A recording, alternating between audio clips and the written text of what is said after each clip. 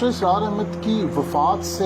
ایک رات پہلے کیا صورتحال چل رہی تھی؟ کیا کسی کو اندازہ تھا کہ کل وہ اس دنیا میں نہیں رہیں گے؟ وہ ذرا واقعہ کھل کر بیان کریں۔ یہ ڈاکٹر صاحب کے جیسا کہ میں نے عرض بھی کیا تھا، کچھ امراض تو ایسے تھے جو چل رہے تھے، لیکن آخری 3 دن انہیں پھر شدید بخار بھی ہوا، اور پھر یہ ہے کہ ایک اسہال کسی کیفیت، پیٹ بہت خراب ہوا، اس کی وجہ سے ضعف اور کمزوری ہوئی، اور اسی طرح ان کے کچھ تکالیف، خاص طور پر کچھ کمر کی تکلیف بھی بڑھ گئی تھی۔ تو ڈاکٹر عامر عزیز جو میرے کلاس فیلو ہیں، تو ان سے میں نے ذکر کیا تو وہ پھر آئے بھی ڈاکٹر صاحب سے ملنے کے لیے۔ اب ملاقات کے بعد انہوں نے پھر، اگرچہ ان کے انتقال کے بعد مجھے کہا، یہ نہیں کہ اسی دن کہہ دیا ہو، لیکن بعد میں کہا تھا کہ اس دن جو میں ڈاکٹر صاحب سے ملا تھا تو میں بھی یہ سمجھ رہا تھا کہ یہ شاید ڈاکٹر صاحب کے بس 1-2 دن ہی باقی ہیں۔ اب کس بنیاد پر انہوں نے کہا، میں چونکہ اس موقع پر موجود نہیں تھا، لہٰذا کوئی باتیں شاید ڈاکٹر صاحب نے ایسی کی ہوں کہ جس سے ڈاکٹر عامر عزیز نے یہ اندازہ لگایا ہو کہ شاید یہ وہ آخری ایام جو ہیں، جسے کاؤنٹ ڈاؤن کہتے ہیں، وہ شاید شروع ہو چکا ہے۔ لیکن یہ بہرحال آخری 3 دن جو ہے ان کے کچھ بیماری میں گزرے تھے، اور اس میں کچھ کیفیت بھی ان کی بے چینی کی رہی تھی، اور باقی یہ کہ جس رات ان کا انتقال ہوا ہے تو میں نے اگرچہ درمیان میں 1-8 دفعہ ان سے کہا بھی تھا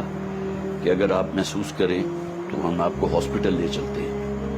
تو ڈاکٹر صاحب نے اس سے انکار کیا تھا، نہیں میں ہاسپٹل نہیں جانا چاہتا، اس لیے کہ بہرحال ہاسپٹل میں جو کچھ ہوتا ہے پھر گویا کہ آپ اپنے لواحقین کے جو ہے ان کو بالکل بائی پاس کر کے جو وہاں کا عملہ ہے اس کے ہاتھ میں ہوتے ہیں، خواہ نرسز ہوں، خواہ وارڈ بوائز ہوں، خواہ ڈاکٹرز ہوں، تو اسے انہوں نے خاص طور پر اسے منع کیا تھا کہ نہیں وہاں نہیں لے کر جانا۔ تو خیر بہرحال اس کے بعد رات کو جب ہم رخصت ہوئے تو طبیعت ٹھیک تھی، اگرچہ کچھ بخار بھی تھا، لیکن یہ کہ کوئی رات 3 بجے کے قریب پھر جو ان کا ایک خادم ہے جو میرے خیال ہے کم و بیش 10 سال ان کے ساتھ رہا ہے، اور وہ ڈاکٹر صاحب کے ساتھ ہی اسی کمرے میں وہ جو چھوٹا صوفہ کم بیڈ ہے اس کو فولڈ کر کے تو زمین پر وہ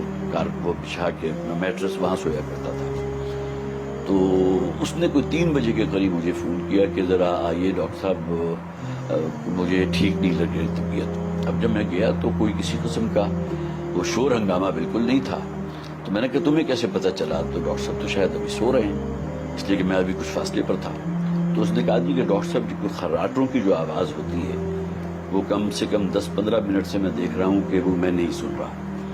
تو اس وقت پھر میں ذرا تھوڑا سا چوکنا ہوا کہ کیا معاملہ ہے۔ تو میں چونکہ میڈیکل ڈاکٹر بھی ہوں تو میں نے پھر جب آگے بڑھ کر دیکھا